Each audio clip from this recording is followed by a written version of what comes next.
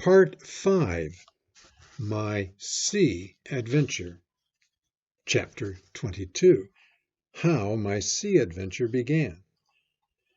There was no return of the mutineers, not so much as another shot out of the woods. They had got their rations for that day, as the captain put it, and we had the place to ourselves and a quiet time to overhaul the wounded and get dinner. Squire and I cooked outside in spite of the danger, and even outside we could hardly tell what we were at for horror of the loud groans that reached us from the doctor's patients. Out of the 8 men who had fallen in the action, only 3 still breathed. That one of the pirates who had been shot at the loophole, Hunter, and Captain Smollett. And of these, the first 2 were as good as dead. The mutineer, indeed, died under the doctor's knife, and Hunter, do what we could, never recovered consciousness in this world. He lingered all day, breathing loudly like the old buccaneer at home in his apoplectic fit. But the bones of his chest had been crushed by the blow, and his skull fractured in falling. And some time in the following night, without sign or sound, he went to his Maker. As for the captain, his wounds were grievous indeed, but not dangerous. No organ was fatally injured. Anderson's ball, for it was Job that shot him first, had broken his shoulder blade and touched the lung, not badly. The second had only torn and displaced some muscles in the calf. He was sure to recover, the doctor said, but in the meantime, and for weeks to come, he must not walk nor move his arm, nor so much as speak when he could help it. My own accidental cut across the knuckles was a flea bite. Dr. Livesey patched it up with plaster and pulled my ears for me into the bargain. After dinner the squire and the doctor sat by the captain's side a while in consultation, and when they had talked to their heart's content, it being then a little past noon, the doctor took up his hat and pistols, girt on a cutlass, put the chart in his pocket, and with a musket over his shoulder crossed the palisade on the north side and set off briskly through the trees. Gray and I were sitting together at the far end of the blockhouse to be out of earshot of our officers consulting, and Gray took his pipe out of his mouth and fairly forgot to put it back in, so thunderstruck he was at this concurrence. "Why, in the name of Davy Jones," said he, "is Dr. Livesey mad?" "Why, no," says I, "he's about the last of this crew for that, I take it." "Well, shipmate," said Gray, "mad he may not be, but if he's not, you mark my words, I am." "I take it," replied I, "the doctor has his idea, and if I am right, he's going now to see Ben Gunn." I was right, as appeared later, but in the meantime, the house being stifling hot, and the little patch of sand inside the palisade ablaze with midday sun, I began to get another thought into my head, which was not by any means so right. What I began to do was to envy the doctor, walking in the cool shadow of the woods, with the birds about him and the pleasant smell of the pines, while I sat grilling with my clothes stuck to the hot resin, and so much blood about me, and so many poor dead bodies lying all around, that I took a disgust of the place that was almost as strong as fear. All the time I was washing out the blockhouse, and then washing up the things from dinner, this disgust and envy kept growing stronger and stronger till, at last, being near a bread bag, and no one then observing me, I took the first step toward my escapade and filled both pockets of my coat with biscuit. I was a fool, if you like, and certainly I was going to do a foolish, overbold act, but I was determined to do it with all the precautions in my power. These biscuits, should anything befall me, would keep me, at least, from starving till far on in the next day.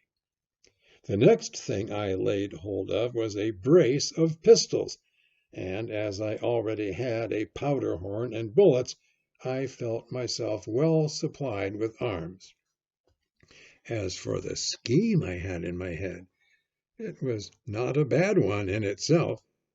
I was to go down the sandy spit that divides the anchorage on the east from the open sea, find the white rock I had observed last evening, and ascertain whether it was there or not that Ben Gunn had hidden his boat, a thing quite worth doing, as I still believe. But as I was certain I should not be allowed to leave the enclosure, my only plan was to take French leave and slip out when nobody was watching. And that was so bad a way of doing it as made the thing itself wrong. But I was only a boy, and I had made up my mind. Well, as things at last fell out, I found an admirable opportunity. The squire and Gray were busy helping the captain with his bandages. The coast was clear. I made a bolt for it over the stockade and into the thickest of the trees, and before my absence was observed, I was out of cry of my companions. This was my second folly, far worse than the first, as I left but 2 sound men to guard the house, but, like the first, it was a help toward saving all of us. I took my way straight for the east coast of the island, for I was determined to go down the seaside of the spit to avoid all chance of observation from the anchorage. It was already late in the afternoon, although still warm and sunny. As I continued to thread the tall woods, I could hear from far before me not only the continuous thunder of the surf, but a certain tossing of foliage and grinding of boughs, which showed me the sea breeze had set in higher than usual. Soon cool draughts of air began to reach me, and a few steps farther I came forth into the open borders of the grove, and saw the sea lying blue and sunny to the horizon, and the surf tumbling and tossing its foam along the beach. I have never seen the sea quiet round Treasure Island. The sun might blaze overhead, the air be without a breath, the surface smooth and blue, but still these great rollers would be running along all the external coast, thundering and thundering by day and night. And I scarce believe there is one spot in the island where a man would be out of earshot of their noise. I walked along beside the surf with great enjoyment, till, thinking I was now got far enough to the south, I took the cover of some thick bushes and crept warily up to the ridge of the spit. Behind me was the sea. In front, the anchorage. The sea breeze, as though it had the sooner blown itself out by its unusual violence, was already at an end. It had been succeeded by light, variable airs from the south and southeast, carrying great banks of fog, and the anchorage, under lee of Skeleton Island, lay still and leaden as when first we entered it. The Hispaniola, in that unbroken mirror, was exactly portrayed from the truck to the waterline, the Jolly Roger hanging from her peak. Alongside lay one of the gigs, silver in the stern sheets. Him I could always recognize, while a couple of men were leaning over the stern bulwarks, one of them with a red cap, the very rogue that I had seen some hours before stride legs upon the palisade. Apparently they were talking and laughing, though at that distance, upward of a mile, I could, of course, hear no word of what was said. All at once there began the most horrid, unearthly screaming, which at first startled me badly, though I had soon remembered the voice of Captain Flint, and even thought I could make out the bird by her bright plumage as she sat perched upon her master's wrist. Soon after the jolly boat shoved off and pulled for shore, and the man with the red cap and his comrade went below by the cabin companion.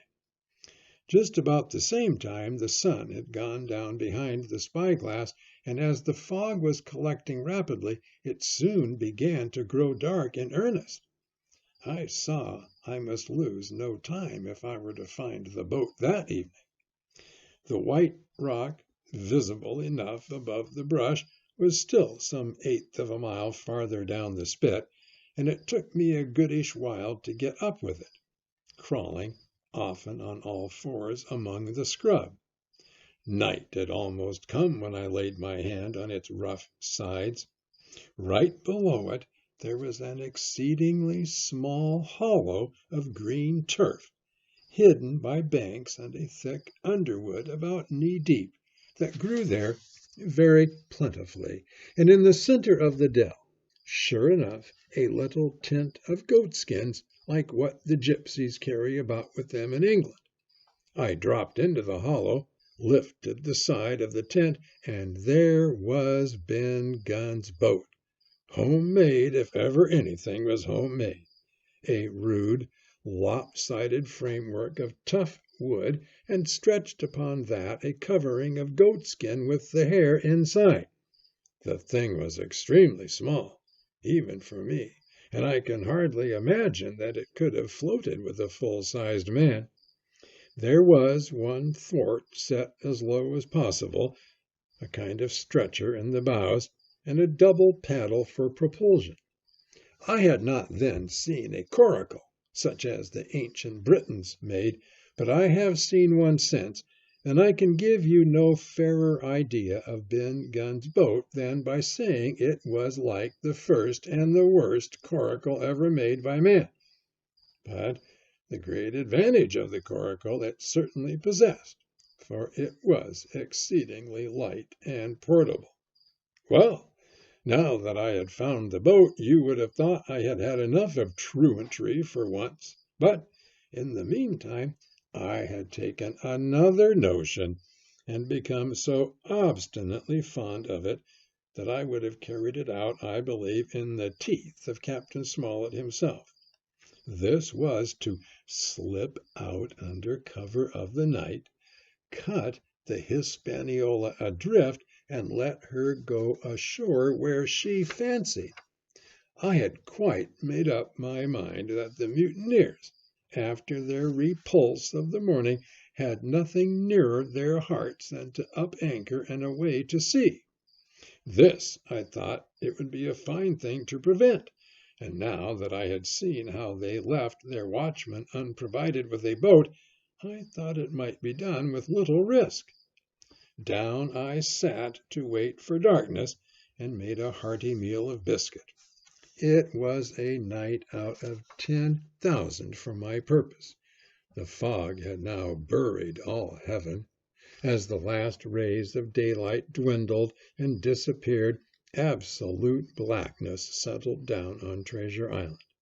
And when at last I shouldered the coracle and groped my way stumblingly out of the hollow where I had supped, there were but 2 points visible on the whole anchorage.